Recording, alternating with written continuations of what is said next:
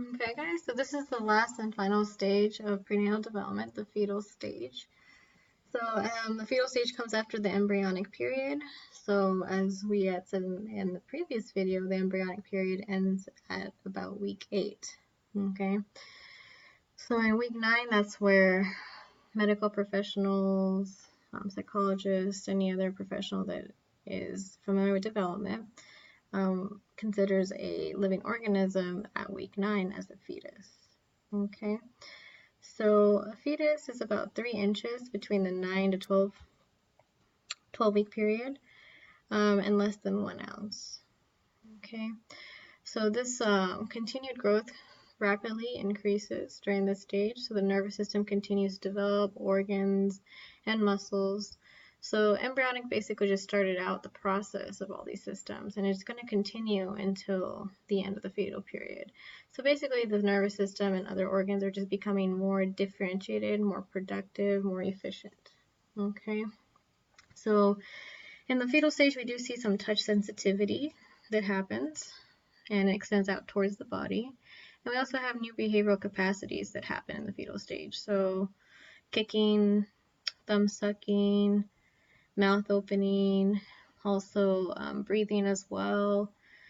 And then we also start to see in the 9 to 12 week period that the external genitals are being formed as well. Okay. And then this is also typically where doctors will have a test done, either maybe a blood test or an ultrasound, and they may want to figure out the sex of the child, typically by the parent's preference. Okay. And then in the second trimester, 13 to 24 weeks, the developing fetus is about 12 inches and about almost 2 pounds, roughly. Depends obviously on the person, the pregnant woman, and all genetical factors as well, but around 2 pounds is usually typical. The fetus continues to grow rapidly, as in they did in the previous stage. This is where the mother can now start to feel those butterfly movements. You ever heard of mothers say, "Oh, I feel like there's butterflies in my stomach"? Well, this is typically when they start to feel that.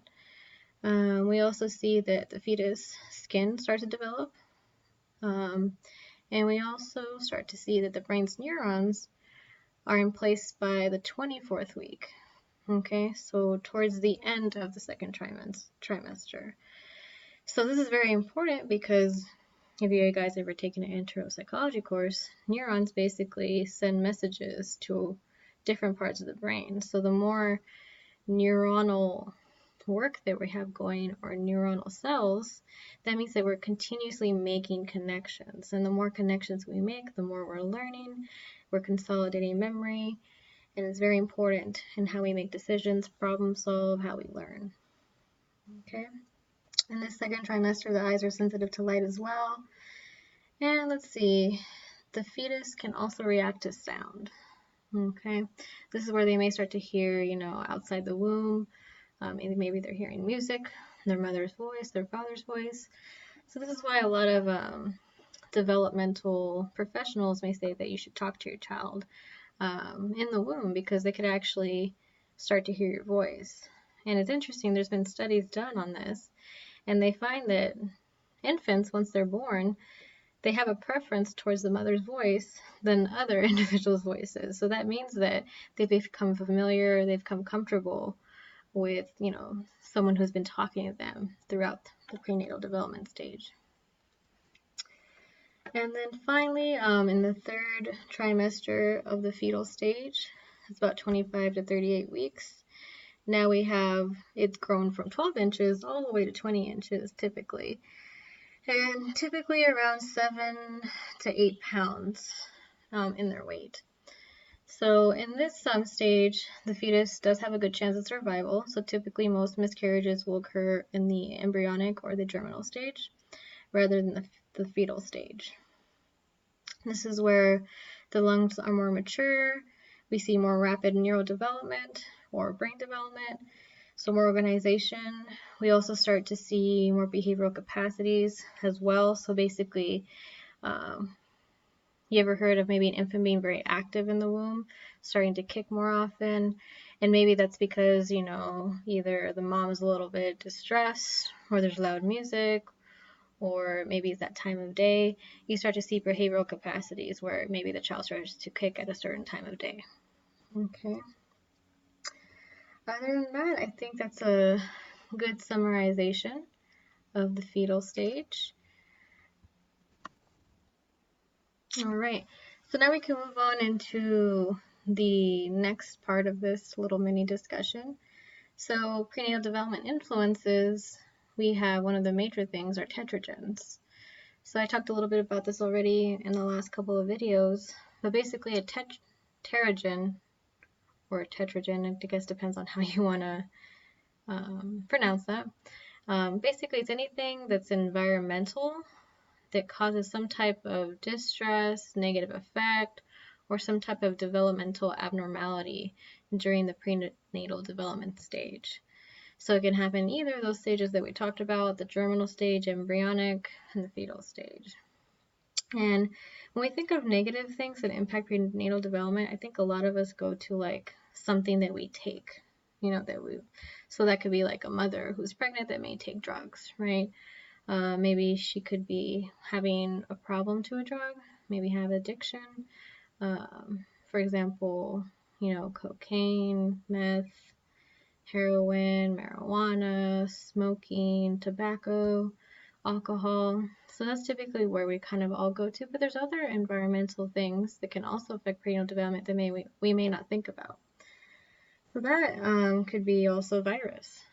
So for example, if a mother is exposed to some type of virus during prenatal development, maybe, for example, meningitis is a virus. There's also bacterial forms of that, or rubella or measles. Well, that could also impact her unborn child. Okay, so there could be some developmental abnormalities that occur because she was exposed to something that was distressing in her body. Okay. We also have radiation as well. That's also something that we may not think about. Interestingly, age could also be a tetragen, which is interesting. We don't really think about that. But there's a sensitive period in our lifespan where a part of our body or even a behavior is biologically prepared to develop rapidly. So during that time, it's especially sensitive to its surroundings. So if the environment is harmful, then damage could occur and recovery is difficult and sometimes impossible. So age can be also a factor. So maybe if a woman is, older in age, there could be a possibility that, she may have a child that has some type of chromosomal abnormalities because of that. So, for example, women typically in their 30s to their 40s, there's research to show that we do have some women that tend to have more challenges with pregnancy at older ages, and they may have children with chromosomal abnormalities as well. And we also see that not just older age has something to do with prenatal development, but also age immaturity as well. So people who have children at young ages, so for example, teenage mothers, we do see that teenage mothers also have higher rate of problems during prenatal development. So most teenagers could come from lower socioeconomic status or low income backgrounds, have more stress, poor education and access to prenatal development, and poor nutrition practices. And a lot of them are also afraid to seek medical care, according to the research. So, for example, age immaturity has to do with prenatal development, the fact that we do see there's more complications because there hasn't been physical maturity of the body, and there could be complications that occur in prenatal development because of that. All right, so one other tetragen or teratogen that we don't think about a lot of the time is also emotional stress. People don't really think about this because it's not something physical, right? It's something that we can't really measure. It's not something that we can readily see. But we do see that research has indicated that women who are pregnant that have more stress, They tend to have more intense anxiety, especially during the first two trimesters. And when they're having a lot of that anxiety or high levels of emotional stress, we do see that it's associated or correlated with higher rates of miscarriages, also prematurity as well.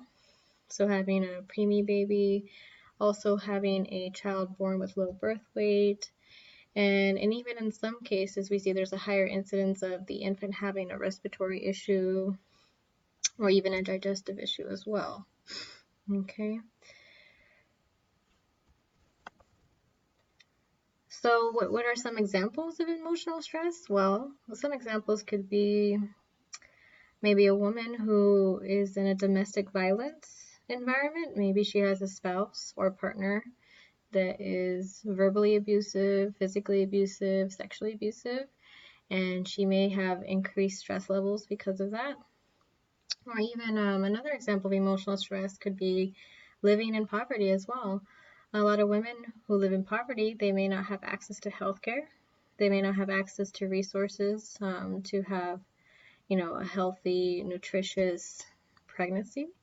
They also may be stressed because of finances. Maybe they're not able to, afford the bills or living paycheck to paycheck, which could also be emotionally stressful.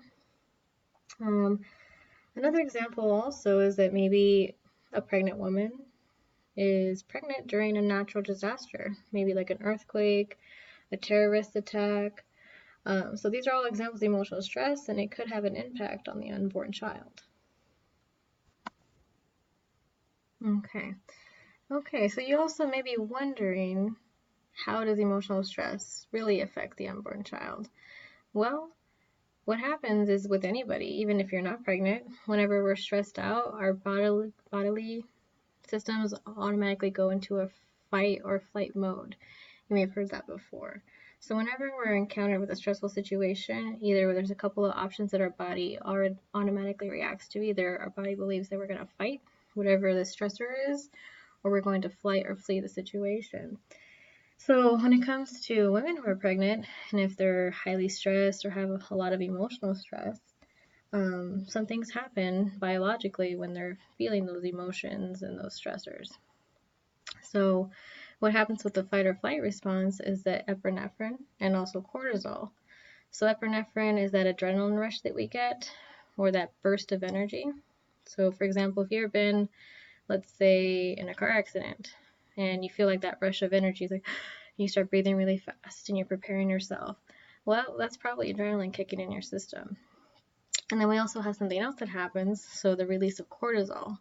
So cortisol is also a stress hormone, and basically it's preparing our body to fight as well.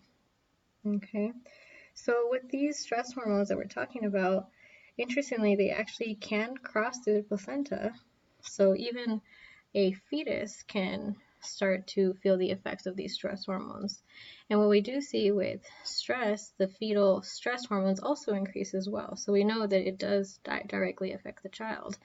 So we do see that not just these things that we can see, such as, drugs or alcohol or a virus or radiation can impact the fetus, but also something that we may not be able to see, which is stress.